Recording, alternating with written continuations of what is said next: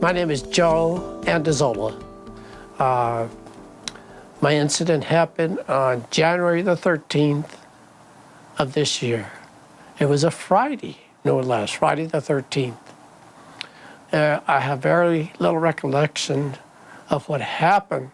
I just had this weird feeling, and I got a call from George that something happened on the golf course. I know I panicked immediately because I just had this feeling.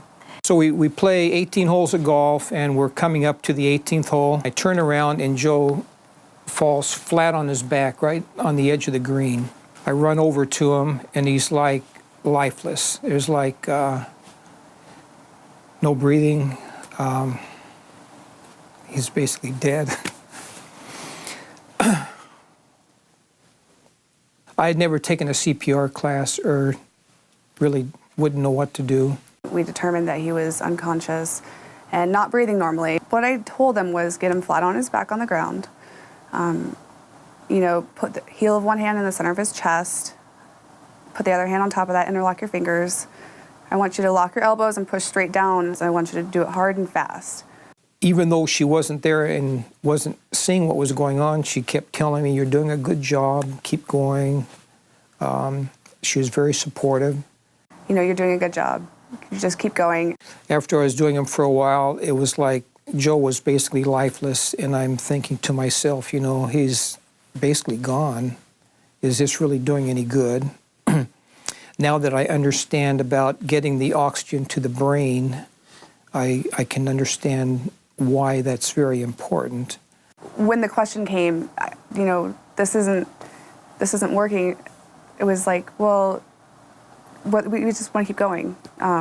We just want to keep the blood pumping. We don't care about anything else. An ambulance had pulled up at this time, and they came rolling out with a stretcher. They basically got Joe's heart started. I gave Karen a call, which was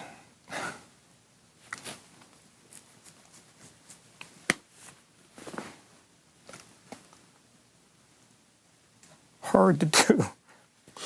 When I woke up, I remember being taken to a regular room.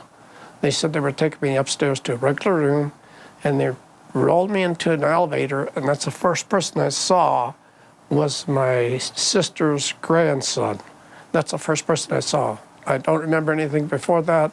So the cardiologist came out and he said Joe had what we call sudden death. He had cardiac arrest. They said that they had done over 400 chest compressions on Joe. And the doctors told me that it was the chest compressions. We do a training class on how to instruct people on the phone how to do CPR. And that's recently changed to if the person is unconscious and not breathing normally, at that moment we start compressions. Katie, who was the 911 operator, I think if it hadn't been for her patience, her persistence, her patience, her knowledge of what was going on, I probably wouldn't be here today. As a dispatcher, people may be concerned about the injuries that they may cause while they're giving compressions or prior to starting compressions. And that really is, compressions by far is more important than any small injuries. You can cause while doing the compressions or getting them on the ground or getting them to an appropriate place. And you might, feel like you're causing injury, but really saving a life is more important than anything. I think it's just so important to let people know you're with this lifeless person, but the chest compressions are flowing, getting that blood flow to the brain and, keeping him oxygenated. And that's what saved Joe. It was a miracle. It's just a miracle to take him home. It happens in a heartbeat. Each year, millions of people worldwide suffer cardiac arrest. At home, at work, on city streets, in airports. It's a leading cause of death across the globe. Survival rates are woefully low. But there is hope in the chain of survival, a coordinated series of rescue actions that bystanders trigger when they dial their emergency access number. You take the call identify a possible cardiac arrest, and start CPR instructions right away. You tell the caller to push hard and fast in the center of the patient's chest until trained rescuers arrive and take over.